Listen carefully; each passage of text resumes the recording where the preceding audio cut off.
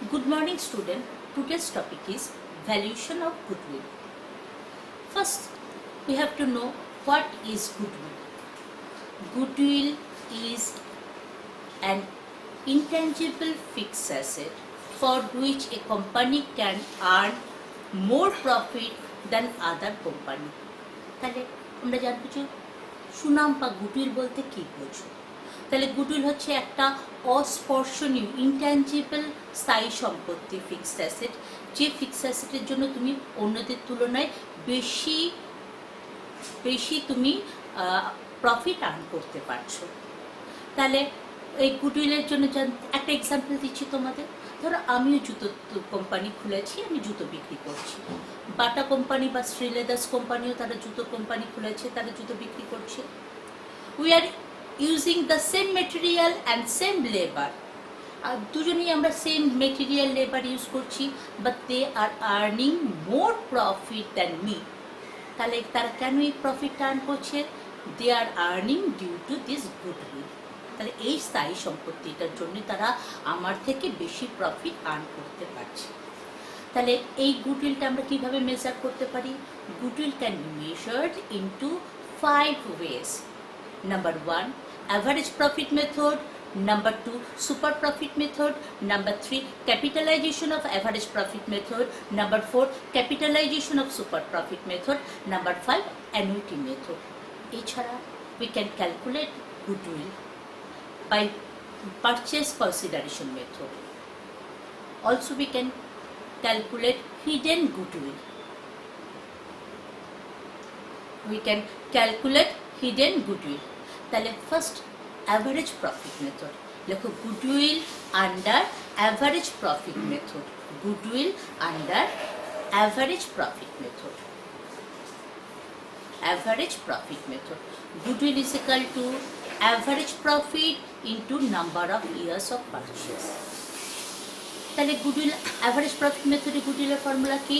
Average profit into number of years of purchase. Average profit may be simple average or weighted average. তাহলে average profit কত রকম হতে পারে? দু রকম হতে পারে, সিম্পল আর ওয়েটেড অ্যাভারেজ। কখন আমরা সিম্পল অ্যাভারেজ নেব? when profits are fluctuating in nature. Fluctuating means কখনো বাড়ছে কখনো কমছে। তাহলে when profits are fluctuating in nature, then simple average should be considered. When profits are increasing in trade, then weighted average should be considered. তাহলে আমাদের average profit কত রকম হতে পারে? দু রকম হতে পারে, একটা সিম্পল অ্যাভারেজ, একটা কি ওয়েটেড অ্যাভারেজ। তাহলে কখন সিম্পল অ্যাভারেজ নেব? যদি আমরা দেখি যে আমাদের যে প্রফিটটা কখনো বাড়ছে কখনো কমছে, দ্যাট ইজ ফ্ল্যাকচুয়েটিং নেচার, তখন আমরা সিম্পল অ্যাভারেজ নেব। যখন আমরা দেখবো যে প্রফিটটা কী হচ্ছে, ক্রমশ বাড়ছে, তখন আমরা ওয়েটেড অ্যাভারেজ নেব। তাহলে আমাদের ফর্মুলাটা কি? তারা যদি চলে যাক, তারপরে তাহলে আমরা নেব কি? সিম্পল অ্যাভারেজ নেব আর কি ওয়েটেড অ্যাভারেজ নেব। তাহলে গুডউইলের ফর্মুলা কি? Goodwill is equal two average profit into number of years of purchase. Second method হচ্ছে সুপার প্রফিট মেথড। তাহলে সুপার প্রফিট মেথডে আমরা ফর্মুলা কি? We have to follow 5 steps for calculating goodwill under super profit method. First, we have to calculate capital employed. তাহলে প্রথমে আমাদের কি calculate করতে হবে? Capital employed. Capital employed means আমরা আমাদের বিজনেসের যে টাকাটা আমরা কি খাটাচ্ছি, ইউজ করছি। তাহলে বিজনেসের যে টাকাটা we are employing the amount of capital in the business, but we are introducing the capital in the business, যে টাকাটা বিজনেসে খাটাচ্ছি। তাহলে capital employed is equal to fixed asset plus current asset minus current liabilities. তাহলে in other way, capital employed is equal to own capital plus internal capital plus loan capital. In second step, we have to calculate normal return. Normal return is equal to capital employed into normal rate of return. তার মানে কি? আমরা বিজনেসে যে টাকাটা খাটাচ্ছি সেই টাকা খাটিয়ে অন্যরা কী টাকা রোজগার করছে, দ্যাট ইজ নর্মাল রিটার্ন। তাহলে নর্মাল রিটার্ন কীভাবে আমরা ক্যালকুলেট করছি? ক্যাপিটাল এমপ্লয়মেন্ট, বিজনেসে যে টাকাটা খাটাচ্ছি into normal rate of return. Step 3, we are calculating trading profit, trading maintainable profit, the profit which is earned by our organization, our partnership firm.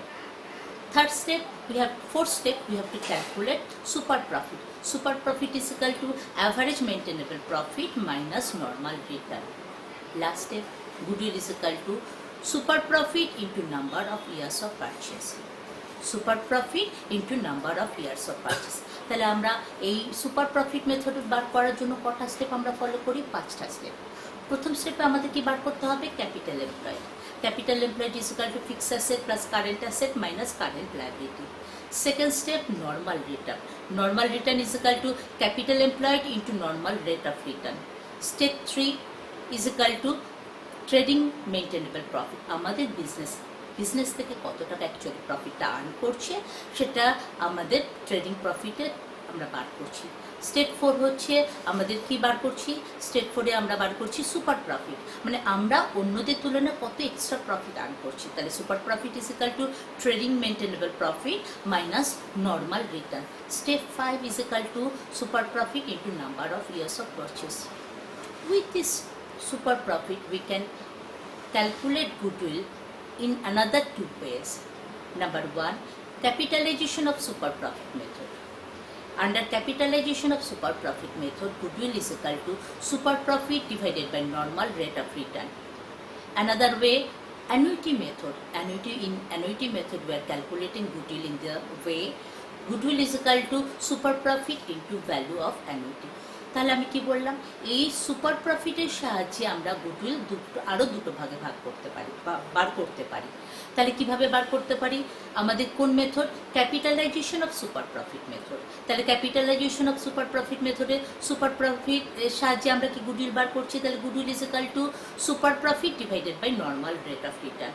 আর আরেকটা মেথডে বার করছি সেটা হচ্ছে অ্যানুইটি মেথড। অ্যানুইটি মেথডে goodwill is equal to super profit into value of annuity. Next last যে মেথডটা আমাদের বাকি রইল সেটা হচ্ছে capitalisation of average profit method. First we have to calculate capitalise value of profit. তাহলে কীভাবে বার করবো capitalise value of profit? Capitalise value of profit is equal to profit divided by normal rate of return. We are deducting net asset or capital employed from this capitalized value of profit. তাহলে goodwill is equal to capitalized value of profit minus capital employed per net asset. Clear? আরেকটা যে পদ্ধতি সেই পদ্ধতিতে আমরা বার করছি সেটা হচ্ছে purchase consideration method. We can calculate goodwill under purchase consideration method. তাহলে under this method goodwill is equal to purchase consideration minus net assets taken over. Say আমাদের বিজনেসের fixed asset 10 lakh, current asset 5 lakhs and current liabilities 3 lakh. So net asset is equal to 10 lakh plus 5 lakh minus 3 lakh is equal to 12 lakh. We are paying rupees 15 lakh. That means purchase consideration is rupees 15 lakh. The purchase consideration 15 lakh minus net asset 12 lakh. So goodwill under purchase consideration method is rupees 3 lakh. Last method, we can calculate hidden goodwill. Hidden goodwill, we are given an example. You are contributing total capital of the firm is rupees 5 lakh. You are coming for 1/5 share of future profit. So you have to pay 5 lakh into 1/5, rupees 1 lakh as your capital. But you are paying rupees 1,30,000. So you are paying extra rupees 30,000. This 30,000 is your hidden goodwill. You are paying rupees 1,30,000 as capital, but you should have to pay rupees 1 lakh. তাহলে extra you are paying rupees 30,000. This 30,000 is your hidden goodwill. তাহলে কি বললাম? Hidden goodwill তুমি কিভাবে calculate করছো? তোমার ফার্মের total capital হচ্ছে 5 লাখ টাকা and you are coming for 1/5 share of future profit. তাহলে তোমাকে কত টাকা ক্যাপিটাল হিসেবে দেওয়ার কথা? 1 লাখ টাকা দেওয়ার কথা, কিন্তু তুমি দিচ্ছ কত টাকা? 1,30,000 টাকা। তাহলে তুমি এক্সট্রা কত টাকা পে করছো? 30,000 টাকা পে করছো। এই 30,000 টাকা তোমার হিডেন গুডউইল। তাহলে প্রত্যেকের ক্লিয়ার ব্যাপার?